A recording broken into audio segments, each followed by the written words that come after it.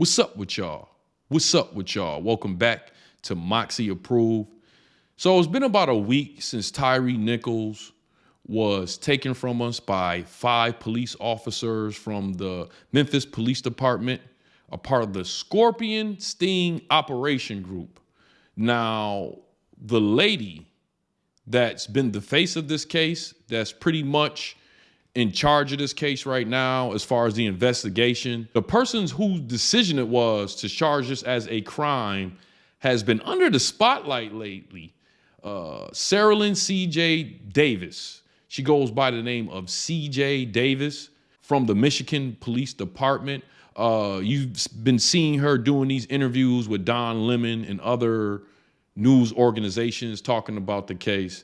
And people are looking at her past, and it's an interesting past. Come to find out, Miss CJ Davis was kicked out of the Atlanta Police Department in 2008 for her role in the botched investigation of Sergeant Tanya Crane's husband, Terrell Marion Crane. Now, that's a picture of this guy here. That's Terrell here. And what he was charged with, the FBI themselves called unforgivable.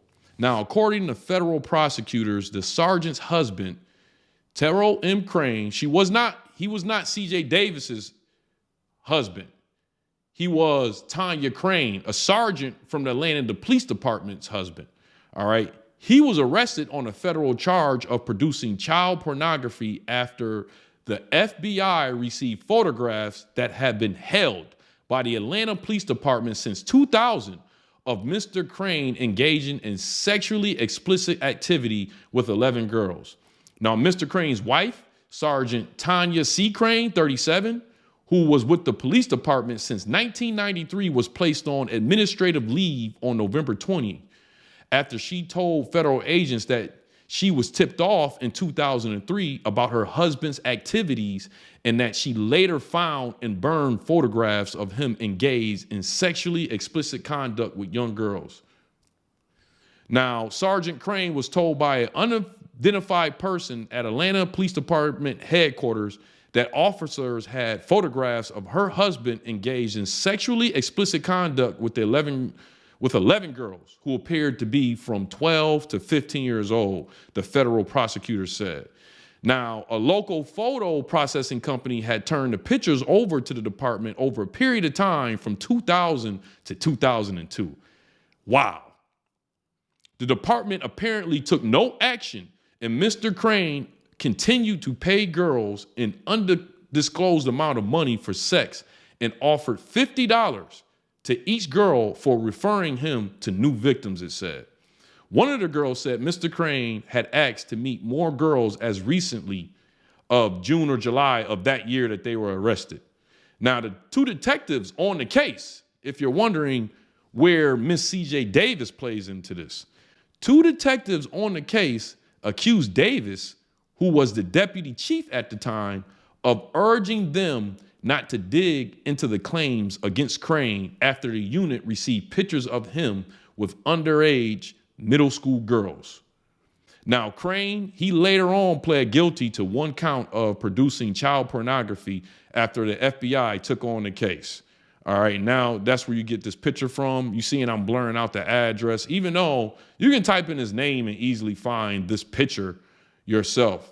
And what I'm also going to do, if you look in the description area, I'm going to leave a link to FBI.gov, who also in 2007 or 8 also had this story on their webpage. This is a known story.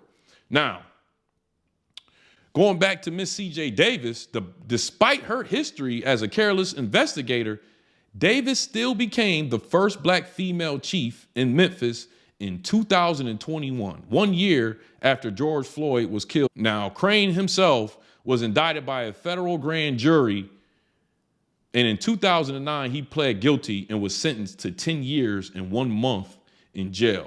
Now, what the FBI had to say about this is they blasted Atlanta's force as unforgivable at the time for allowing the child abuse, which was involved at least 11 girls, some as young as middle school age, to go unchecked. The attorney on the case said this case goes back a number of years, which makes the list of victims longer and the facts of the case even more disturbing. This defendant sexually exploited numerous young girls, and that unforgivable criminal conduct went unchecked for years, even after being brought to the attention of the Atlanta Police Department. So people are looking at Davis because people are saying that she is accountable for this, that she was one of the main people trying to keep this case behind closed doors, which I think is crazy. All right. There's kids involved in this, and I get it. They didn't want this to spill on Tanya. But one thing about me, man, I'm a big fan of kids because kids ain't done nothing to nobody. They just kids. They only know what's taught to them. And to have a man that's married to someone high up in the police department doing something like that, and it seems like he was enabled by the Atlanta Police Department. Now, if you're wondering what happened, CJ Davis, she was fired from the Atlanta Police Department in 2008 for dismissing those allegations in the child pornography case. All right. She challenged it and was reinstated. Later on, Davis would go on to become the police chief in Durham, North Carolina. And she was made police chief for police reform, despite everything that happened to her in Atlanta. So, oh man, I believe that this is a part of this story that you're going to hear more about. And people are definitely going to be looking at her and how she handles this investigation. And they're also going to look at everything about her if they already haven't. I'm not sure what kind of involvement the FBI has on this case, but I'm pretty sure once they enter this case, they're going to look at when she found out about this. They're going to look at her relationship with those, I believe it's 7 officers now that's been relieved of duty. They're going to check all of that. Now, there's some other things going on with this case that I haven't reported on because they seem to be rumors. One of these rumors is that Tyre Nichols was sleeping with the wife of one of the officers. I haven't reported on that, and I'm not going to talk about that too much on this video because reportedly the family came out and said that is a big rumor. And I can see that being a rumor because FedEx is not a small business. It's a very big company. All right. And I'm pretty sure there's dozens of FedEx locations in Memphis.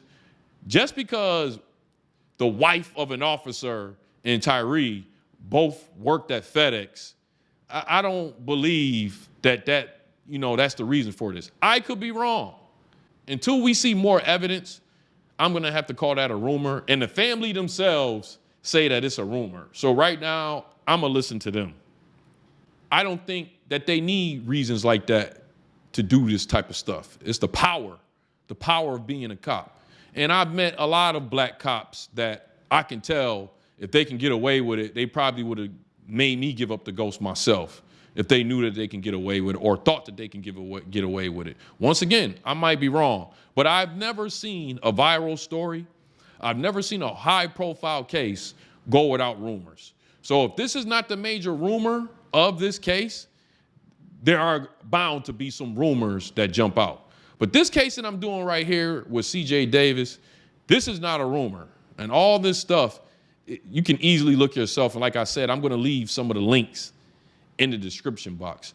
Now, I'm going to throw this in there before I get out of here. Y'all know I made a video where I was bashing Jason Whitlock for blaming this on single moms. Now, it's turning out that CJ Davis might be reckless as a police chief, but she is not a single mom. She is married and has a kid. So I still disagree with him on this is single mom's fault and single mothers. I think that was crazy. She's not a single mother. She's a married woman with a child. She might just be a bad police chief. In light of the horrific circumstances surrounding the death of Tyre Nichols, it is absolutely incumbent upon me, your chief, to address the status of what the Memphis Police Department is doing, has done, and will continue to do in furtherance of finding truth in this tragic loss. I want your opinion on if you think Ms. CJ Davis will be able to rightfully investigate this case. All right. The only thing I will say, because, this is Moxy Approved. We look at all sides. She got fired from her 2008 job. she had challenged it and got reinstated. Don't forget, she was also the person that decided to charge this. Now, do you think that these officers was acting under her carelessness? Because it looks like she does have a history of carelessness and protecting cops. Do you think that that's what they was acting under? Or do you think that she should be forgiven for her past and we should trust her and see what she's gonna do on this investigation? Or would you rather a white person be over this investigation? Let me know in the comment section. Make sure you pass this information because people need to read about this. People need to know about this. And I've only been seeing a lot of foreign news factions reporting this story. So make sure y'all share this, hit the like button, and if you haven't yet, apply pressure to that subscribe button. Moxy out.